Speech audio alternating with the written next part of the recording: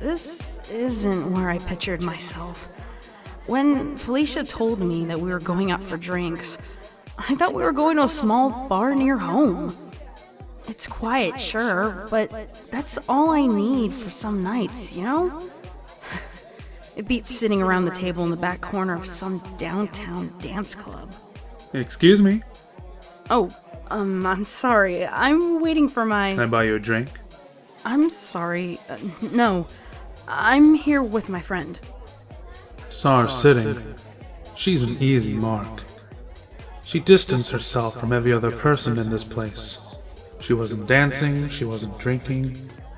She's just sitting alone, watching everyone else. Dark hair, glasses. Gorgeous body, but hidden behind conservative clothes. Very easy mark. I'm sorry, I didn't mean... I saw you were sitting alone, No, wait. Gotcha. Sorry, it's just that I was here with a friend, and I guess she kind of wandered off. I guess I am here alone. So, drink? I'm not sure what it was about this one. He seemed different from the rest. There was some kind of mysterious charm to him. He was tall and fit, but plenty of the guys here were. There was something different about him, though. Something I could almost smell. Almost taste. I suppose it couldn't hurt. He walked away into the dancing crowd and walked past Felicia. I saw her dancing, grinding on those two new guys on the dance floor for the briefest moment before the sea of people became too thick and she disappeared.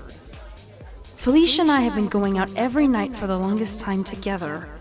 We'd become accustomed to doing things a certain way, and this was so different. This was never my element, and she knew that. I suppose it's nice that I can still find someone like this, though. Two of my usual, and, load one of them down. Thanks. She was making this too easy. You add your friendly smile and nod, and she invites me to sit down with her. I take the drinks back with me, careful not to spill a drop as I weave my way through the dancers, spasming in time with the techno club music, and back to the girl I'd been speaking to. I guess I should ask her for her name, shouldn't I? David. I'm David. Oh, I'm Amelia. Well, it's a pleasure to meet you, Amelia. Yeah, same. This is awkward. Why is this awkward? I've talked to guys like this before. They've bought me drinks, we've laughed. Why is this so different? There's something different about him, and it's making me nervous. You can loosen up. I'm not gonna bite. No promises from me. That was a bad joke. I'm sorry. I just feel awkward. I came here with my friend Felicia, and I really don't do dance clubs. But she does, and now she's off having fun while I sit here being awkward with you, who's clearly confused. So I'm just gonna drink now. It's fine. Really, it's okay. She's talking, and I only picked up a little of what she said. I'm more tracing her jawline in a perfect curve and makes around her neck. It could be easily cut. So easily, and the skin in her throat would just pull away. I need her to trust me. Felicia, is that the blonde in the red dress? Yeah. The, the one dancing on the two guys? Yeah. I'll tell you what. We'll show her up. What do you mean? Here. Finish up your drink and come with me. Okay. He led me by the hand onto the dance floor. His hands were strong, like he'd been working with them a lot. I had traced my eyes from his hand to his wrist, and to the muscles that wrapped around his arm. I'm not gonna lie, I was a bit excited to see what he was planning.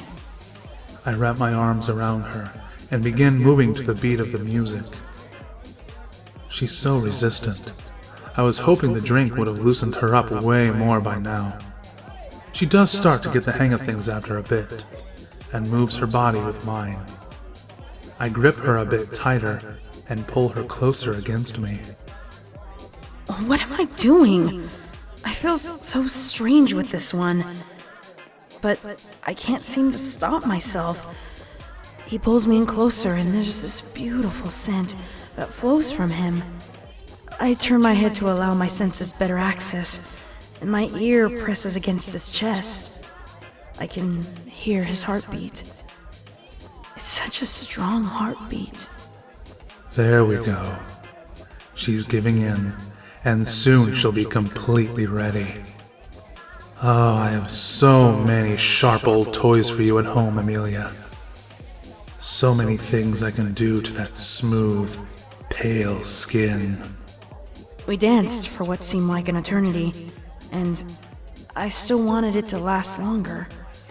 This one, David's heartbeat, his lips, his neck, they were driving me wild. The whole world was left behind when I was with him. I couldn't remember Felicia, the club, or the awkwardness.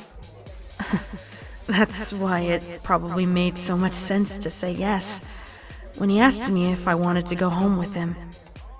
We walked out of the dance club towards my car. Amelia stumbled into me, and I couldn't tell if it was purposeful or the alcohol taking the full effect on her body. Either way, I wrapped my arm around her and caught her. I held her up on her feet. She graciously wrapped her arms around my neck, laughing the whole time. The smell I was picking up from David on the dance floor was still swimming around in the inside of my nose, and the sound of his heart pounding was all I could hear. I'm so embarrassed. How I lost control and stumbled. But as he was almost carrying me to his car, my arms around his neck, I could push my head against his chest and listen to the beat of his heart. I could almost feel it against my cheek. I opened the door for her to the passenger side of my car. I may as well have been gentlemanly as I can for now. She doesn't have much longer from here, and she almost fell into the seat still laughing. I couldn't help but smile back at her. I rushed back around to the driver's side and hopped in as well. The keys jingled from my pocket, and I placed them in the ignition. And I saw her looking at me. She had pulled off her glasses. She really was gorgeous.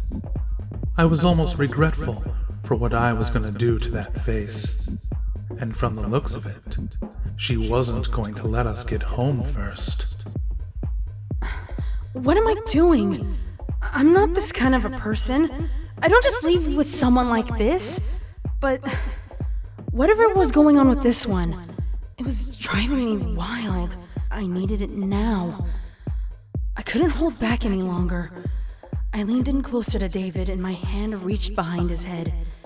Just a little taste. She pressed her lips against mine. That was a bit rougher than I thought she was capable of. When girls go crazy like this, it's nearly enough to get me going. Can't get distracted. I push her back into her seat, never pulling my lips from hers. My hand going all over her body, her leg, and now reaching for the glove compartment.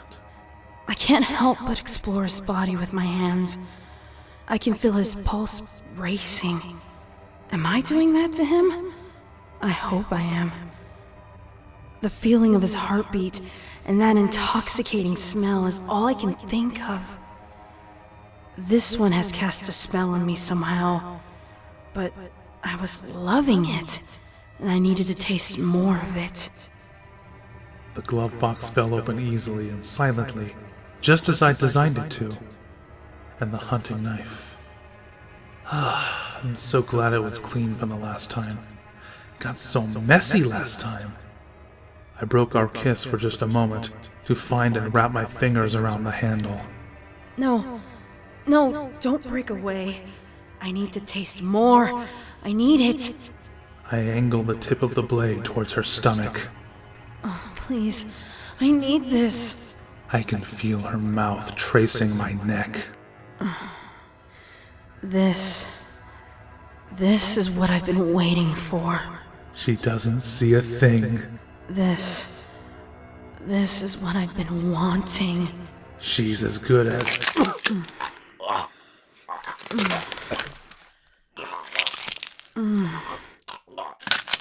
Oh God, he tastes amazing. The feel of his pulse, pushing up gush after gush of blood from his arteries into my mouth.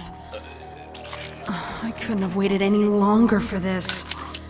His blood is so healthy, so rich, so sweet. I push him back into the driver's seat and place my hand against his chest. His heartbeat was so strong. I knew he would be perfect, and I'm so sorry. This isn't the kind of person I am. I'm courteous. I always share with Felicia. We always wait till they're home and comfortable before we drain them. But David, sweet, delicious, poorly forgotten David, you were the perfect mark